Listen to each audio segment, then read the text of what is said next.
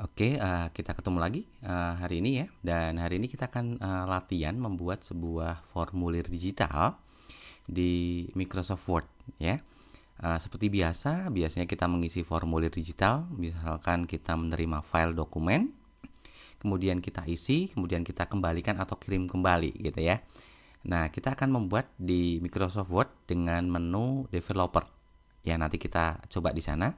Sambil kita akan memproteksi formulir digital yang kita buat. Oke, baik teman-teman, kita langsung saja. Oke, kita close dulu dan kita menggunakan dokumen yang sudah ada di sini ya, yang sudah ada di sini. Teman-teman boleh menggunakan master formulir dokumen sesuai dengan keinginannya atau sesuai dengan temanya. Misalkan teman-teman mau bikin formulir seperti buat pendaftaran apa dan seterusnya, dipersilahkan. Biar tidak terlalu lama, maka saya tidak akan mengetik dari awal ya. Anggaplah ini adalah master formulir digital yang akan kita buat ya. Dari atas sampai bawah.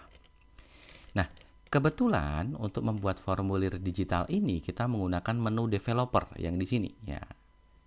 Ya, di sini ya.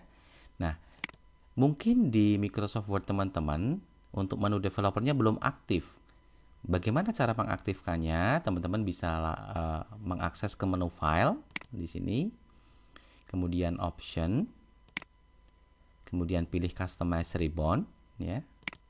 Kemudian di sisi kanannya itu ada menu developer yang mungkin belum tercentang. Nah, silahkan dicentang ya. Mungkin posisinya seperti ini. Kalau kita oke, maka dia hilang nih, nggak nampil nih ya. Kemudian kita aktifkan seperti tadi. File, option, customize ribbon, kemudian developernya diaktifkan, kemudian oke. Maka akan muncul menu developer yang ada di sini. Oke, sudah ya teman-teman ya. Nah, sekarang kita akan memulai membuat formulir digitalnya. Karena kita sudah punya master dokumen yang akan kita buat sebagai formulir digital di sini, maka kita langsung saja. Nah, di sini. Kita tempatkan kursornya di sini yang untuk pengisian ya. Kemudian kita masukkan menu untuk mengisinya di bagian ini. Bagian kontrol dari menu developer, kontrol. Kemudian teman-teman bisa pilih yang plain text atau read text. Ini hampir sama ya, salah satunya saja. Misalkan saya pilih read text, klik read text-nya. Nah, kemudian pada posisi desain mode, karena kita pengen masih mendesain, nah ini kalau kita off-kan seperti ini, ya. Kalau kita desain aktifkan, kemudian isikan teks yang digunakan sebagai petunjuk di sini. Jadi misalkan isikan, oke kita hapus dulu di sini ya teksnya. Isikan NPM Anda. Kemudian desain modenya di off-kan. Nah, ini petunjuk untuk mengisi di sini adalah isikan NPM Anda di sini ya. Jadi kita tahu. Gitu ya teman-teman ya. Kemudian nanti kita akan coba juga hasilnya. Kemudian di bagian nama lengkap letakkan kursornya. Dengan cara yang sama kita isikan. Kita pilih yang di ini ya. Yang di read text, klik. Kemudian desain mode, aktifkan. Kemudian isikan petunjuk untuk mengisi di sini. Misalkan isikan nama lengkap Anda. Kemudian desain modenya di off-kan. Nah, jadi di sini nih nanti ngisi NPM-nya, kemudian di sini ngisi namanya. Nah, kemudian untuk jenis kelamin, karena jenis kelamin itu memilih, maka sediakan pilihan. Jangan diisikan ya. Nah, untuk membuat pilihan itu paling cocok adalah dengan button ya. Buttonnya bukan checkbox, ini checkbox ya, tetapi button yang ada di sini. Nah, untuk mengakses buttonnya, teman-teman bisa tempatkan kursor dulu di sini. Kemudian klik di bagian legacy tool di sini ya. Kalau saya zoom dulu, nah di sini klik, kemudian cari yang ini. Nah, namanya option button atau button pilihan. Kalau pilihan berarti salah satu. Tinggal diklik. Nah, otomatis di sini akan muncul ya akan muncul option buttonnya. Kemudian bagian teman-teman jangan lupa ketika untuk petunjuk maka desain modenya harus aktif. Ya. Kemudian klik properties. Nah, perhatikan di sini option buttonnya, ya, properties option button. Ya.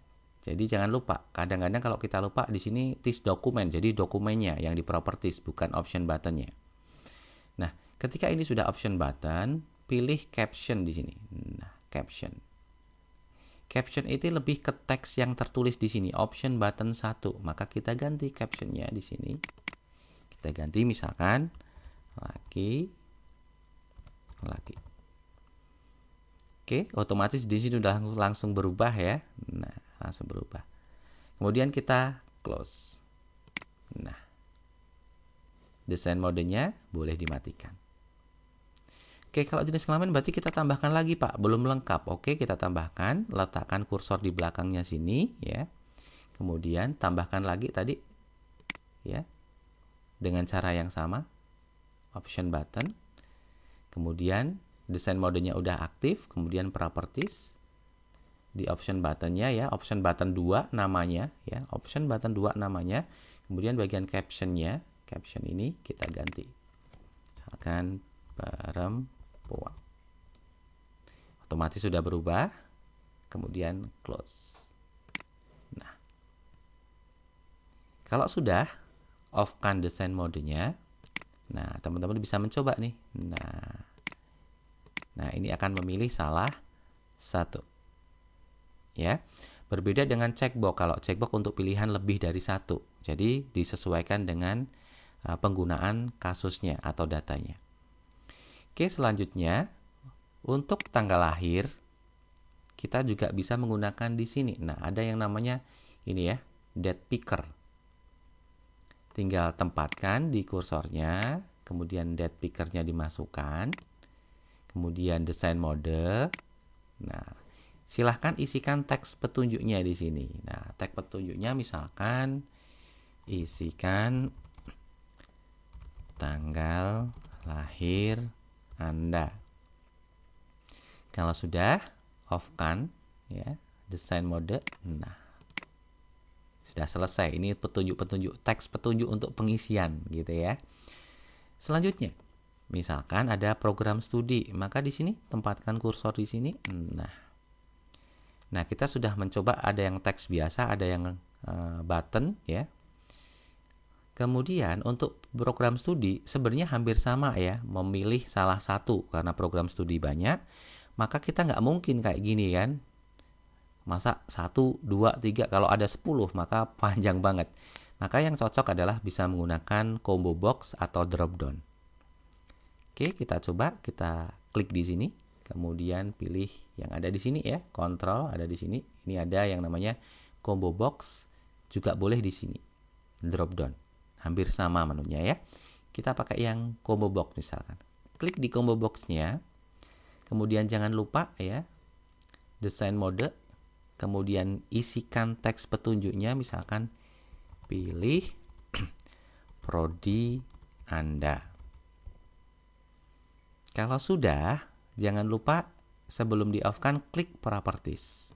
Nah, di bagian properties ini digunakan untuk mengisi pilihan prodinya, yaitu di bagian bawahnya ini. Nah, di bagian yang choose ini, choose an itemnya, silahkan dihapus dulu. Nah, kemudian kita add misalkan. Nah, kita masukkan satu persatu, misalkan akuntansi. Oke, kita add lagi, misalkan ekonomi. Oke, add lagi arsi. Misalkan satu lagi, misalkan geografi gitu ya. Nah, oke. Misalkan 4, kalau ada banyak juga boleh ya, disesuaikan dengan keinginannya. Ini contoh kasus saja kita membuat combo box. Kalau sudah oke, ya. Kalau sudah oke, kita off-kan desain modenya. Nah, nanti jadinya seperti ini. Nah, tinggal milih ya. Oke. Itu contoh jadinya. Sekarang selanjutnya adalah nomor HP atau kontak tadi, ya. Nah, dengan cara yang sama kita isikan di sini ya. Tinggal klik posisinya, kemudian kita tadi pakai ini ya, Aristek. Klik ini, desain mode, misalkan isikan teks petunjuk, isikan no kontak ya, atau no HP Anda, bolehlah seperti ini ya. Biar kita tahu mereka disuruh mengisi di bagian itu.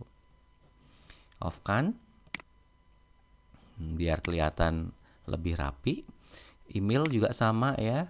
Nah, misalkan desain mode, kemudian isikan email student Anda. Nah, kalau sudah, ini teks petunjuknya sudah diberikan, kita off kan. Oke, jadi sini sudah siap semua ya.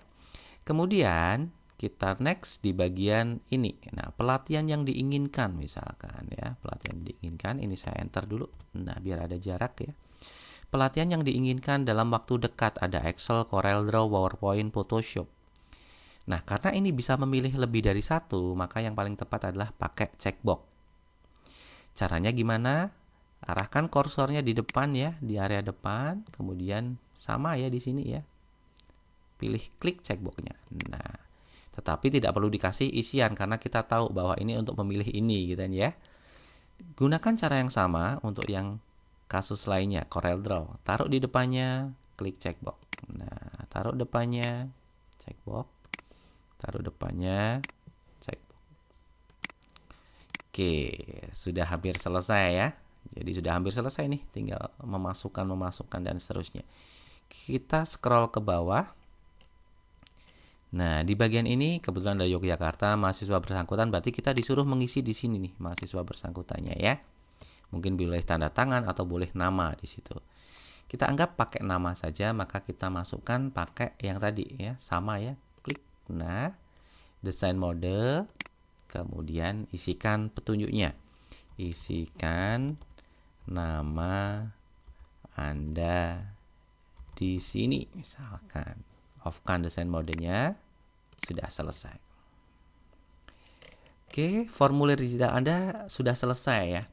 Nah, permasalahannya biasanya kalau kita suruh mengisi ini, kemudian diisi oleh audiens, kadang-kadang mereka merubah format teks. Nah, ini misalkan dihapus dan seterusnya. Nah, kali ini kita akan memproteksi teksnya juga. Isinya ini teksnya biar nggak dihapus, biar nggak dihilangkan atau teksnya diubah, maka kita juga memproteksinya. Nah, kalau sekiranya ini sudah selesai untuk pengisian sampai bawah ya, maka kita proteksi isinya lewat ini ya. Di menu developer ada restrict editing. Tinggal diklik, maka di sisi kanannya akan muncul menu ya seperti ini. Yang pertama, format restriction. Artinya kalau kita centang seperti ini, maka yang menerima file kita tidak boleh merubah format yang isinya. Ya, tidak boleh merubah format dari formulir digital yang kita buat. Gitu ya. Jadi kita klik formatnya biar kita proteksi.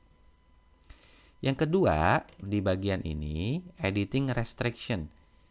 Allow only apa? Dia diizinkan untuk apa? Nah, editing restriction-nya adalah yang diizinkan adalah untuk yang ini, filling in form, yaitu mengisi form yang sudah kita sediakan tadi, yang kita bikin tadi. Ini ya. Ya, yang ini. Jadi ketika audiens menerima file ya dia memang harus mengisi bagian-bagian form ini saja yang kita sediakan ya. Oke, seperti itu. Kemudian kalau ini sudah dicentang, kita yes untuk memproteksinya. Klik. Kemudian kita diminta untuk mengisikan password. Jadi kita bisa ubah-ubah lagi kalau kita tahu passwordnya. Tetapi kalau kita bagikan ke audiens, jangan kasih passwordnya ya. Oke, misalkan passwordnya saya pakai A, B, C. Kemudian re-enter A, B, C. Oke. Nah, sudah di sini ya, sudah teramankan. Tinggal ini di close dulu biar nggak kelihatan ya. Ini sudah terproteksi.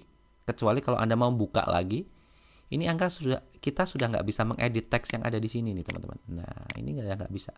Anda cuma diizinkan untuk mengisi yang ini, yang di form aja. Yang ini udah nggak bisa diedit. Nah teksnya sudah nggak bisa diedit, gitu ya. Nah ini kita close protectionnya ya. Ini sudah terproteksi. Kecuali kita pengen membuka, kita close dulu ya. Kita simpan. Nah kalau sudah kita simpan, saya close dulu. Nah silahkan formulirnya Anda distribusikan ke audiens yang suruh mengisi. Nah misalkan audiensnya sudah menerima file, baru dibuka filenya, klik ya. Nah di sini audiensnya nggak bisa mengedit sama sekali di sini teman-teman. Nah ya kan, diproteksi di sini. Kecuali kita yang sudah tahu passwordnya, kalau mau membuka. Kalau membuka bisa Pak, bisa. Contoh ya di developer, klik di developernya, kemudian restriction editing, kemudian stop protection. Kalau kita tahu passwordnya tadi A, B, C. Oke. Baru kita bisa mengeditnya. Nah, seperti ini teman-teman ya. Sudah jelas ya? Nanti kita coba untuk mengisi ini. Kita protection lagi nih. Yes. Passwordnya boleh berubah, boleh yang tadi. Saya misalkan sudah A, B, C, D, E, F misalkan ya. D, E, F. Oke. Kemudian ini saya close ya. Saya simpan, save. Saya close, saya kasih distribusinya ke rekan-rekan yang untuk mengisi formulir. Tinggal dibuka ya. Tinggal dibuka di sini. Nah, tinggal diisi. Mereka juga nggak bisa ngedit lagi di sini. Nah, untuk mengisinya defaultnya di npm ya, misalkan kita isikan 20.03.0987. Ini saya ngasal saja ya. Kemudian gunakan tab ya, tabulasi di keyboard. Nah, atau teman-teman bisa klik di bawahnya. Nama Bambang Pamungkas. Oke. Kemudian jenis kelaminnya ya, laki-laki. Tanggal lahirnya klik di sini. Nah, misalkan diisi, saya sembarang dulu ya. Nah. Atau formatnya boleh diisi ya. Ini formatnya adalah bulan, yang depan bulan, tanggal, tahun. Tergantung sistem komputer Anda. Ada yang pakai format Indonesia, ada yang pakai format Inggris gitu ya. Kalau ini sudah dipilih, pilih prodi Anda, klik misalkan akuntansi. Isikan nomor HP, klik di sini 08. Nah, sebentar. Nah, ini agak ngehang ya. Akuntansi. Oke, tab. Nah, saya tab 081 8 dan seterusnya ya. Kemudian tab lagi. Oh, langsung klik di bawahnya juga mau ya, email.